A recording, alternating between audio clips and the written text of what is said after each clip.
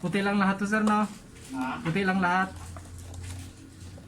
Oo, ano to parang yan? Puti lang naman. Kaya pag sa mga matatanda, mas malinaw puti. Oo nga po. Tsaka standard talaga yun sir sa panliligid sa puti. Iyang klase ba puti mo isa lang? Ano, warm white sir, kaya lang naubusan ng warm eh. White lang talaga siya. Hindi mo siya Parang- sagabal sa driving. Hindi sir, hindi.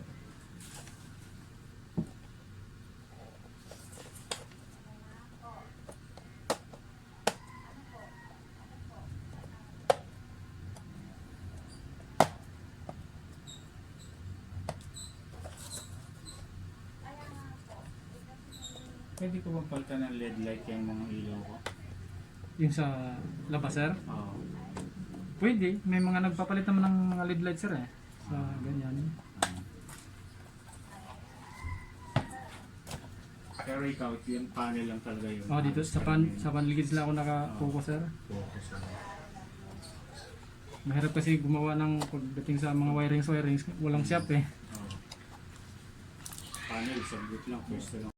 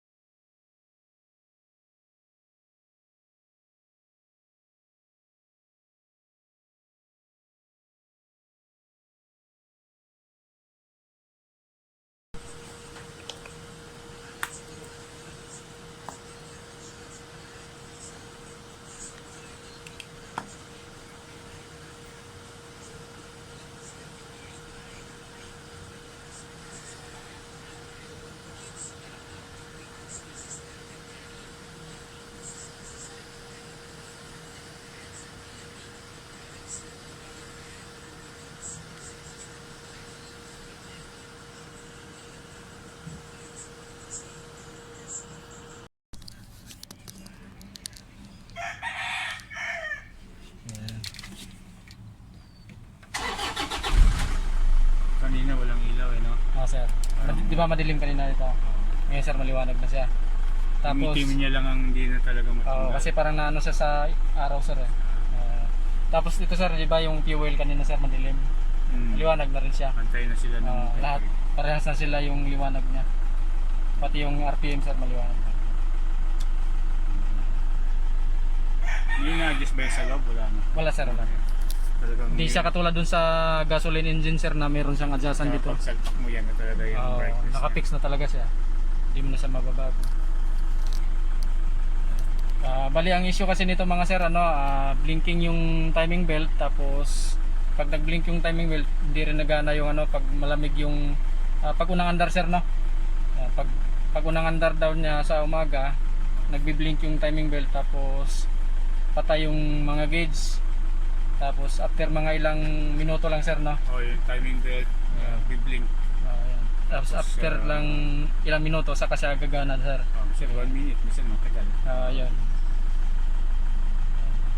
Actually kanina pagdating nila ni sir kanina, okay naman sila, normal naman yan.